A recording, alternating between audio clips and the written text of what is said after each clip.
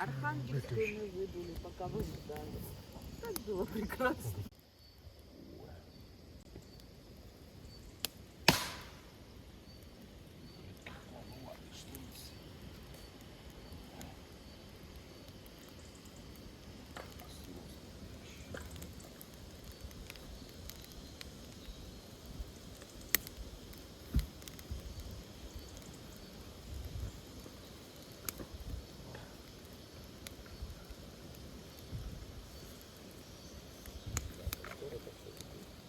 Какая-то магия. Говорю, костер это какая-то магия. Да. Оп, и залипаешь в него.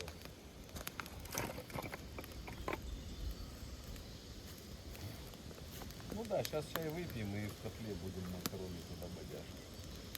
А сосиски? Я же второй котелок взял. Может, там... ну, может. Так сосиски я думал, это пожарить. 3, у Сашки 3. Ну, у меня там двушка. Да. Ну, двушку тогда может. Под чай. У нас чай, полторушка да, еще чтоб вон. всем хватило. Не, ну сейчас все придут нальют, если что-то останется, вон в наш... Да, да, да. и всё. И макарики поставим. Жек, там только шкурка не снимается вообще.